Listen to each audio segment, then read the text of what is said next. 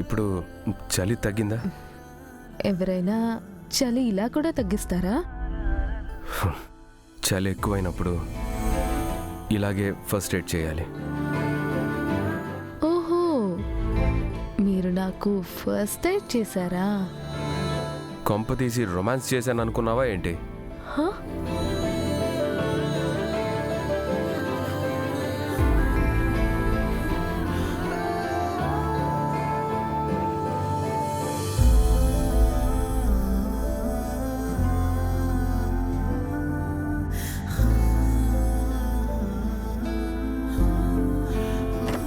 హే,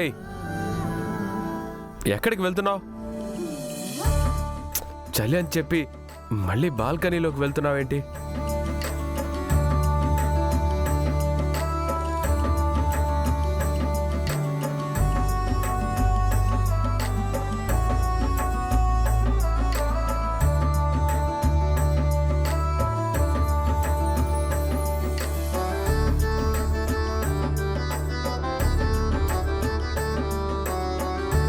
hello Kashmir, ఓయ్ మంచు కొండలారా, ఇప్పుడు మీరు నన్ను చలితో భయపెట్టలేరు, మీ మంచుతో నన్ను వణికించలేరు. -1 డిగ్రీ టు -100 డిగ్రీలైనా సరే నాకు వెచ్చదనాన్ని ఇవ్వడానికి నా వెనక నా సూర్యుడున్నాడు. మీ చల్లదనమో ఆయన వెచ్చదనమో చూసుకుందామా? కమాన్, మంచు మౌంటైన్స్, కాశ్మీర్ కి సవాల్. హే హే మెంటల్, లోపలికి రమ్మని చెప్పాను కదా. నేను రాను. కమాన్ రండి. హే రా రా రా.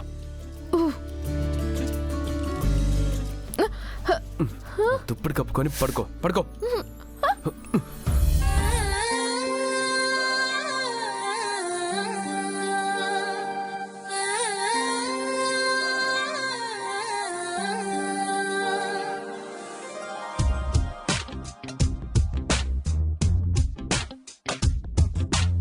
ఎన్ని ఊసులు నీతో సాగుతుండగా ఎందుకు పియాడదులే వింత భావమై, ఎన్ని ఊహలు నీవే తాకుతుండగా ఏమిటో గుండె సవ్వడిలో కుదురుండదే.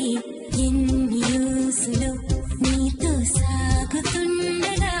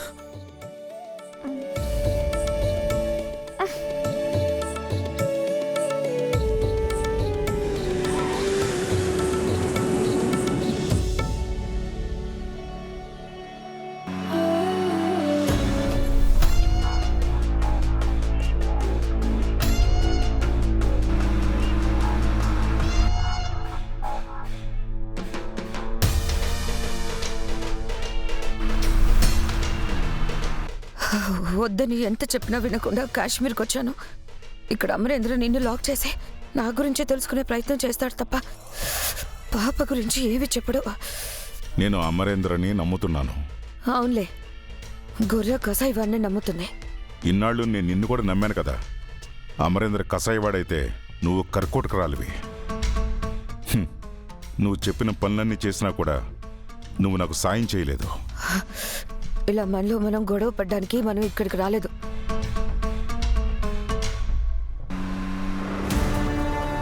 నేను ఎందుకు వచ్చానో నాకు క్లారిటీ ఉంది.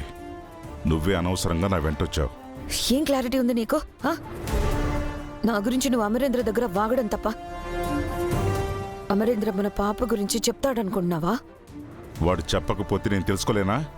ఎలా తెలుసుకుంటావు? నువ్వు కోల్కతా అనాథాశ్రమంలో వదిలిపెట్టిన పాపని అమరేంద్ర అరుంధతి దత్తత తీసుకుని ఈ కాశ్మీర్ వచ్చారు.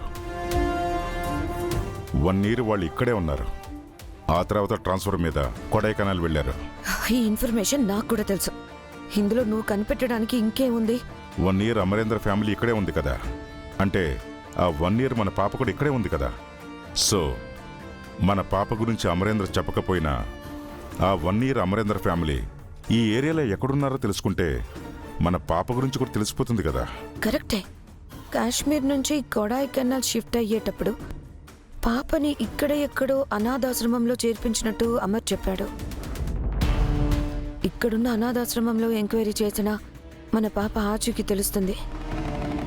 అంతేకాదు, అంజు మీద మనకున్న డౌట్ కూడా క్లారిఫై అవుతుంది.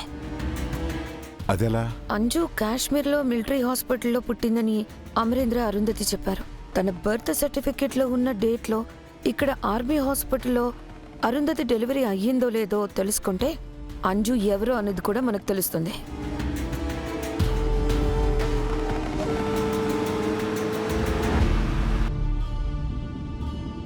నువ్వు ఆ హాస్పిటల్ వరకు వెళ్ళి ఎంక్వైరీ చేయి. నేను అమరేంద్ర ఫ్యామిలీ ఉన్న ఏరియాలో ఆ అనాథాశ్రమంలో ఎంక్వైరీ చేస్తాను. ఫస్ట్ ఎక్కడికైనా వెళ్ళి స్టే చేసి ఫ్రెష్ అవుదాం. ఆ తర్వాత ఎంక్వైరీ స్టార్ట్ చేద్దాం. అలాగే. ड्राइवर जी, हम दोनों स्टे करने के लिए अच्छा होटल दिखाओ ना. ठीक है सर, एक अच्छा रिसोर्ट है सर. ठीक है, तू चलो.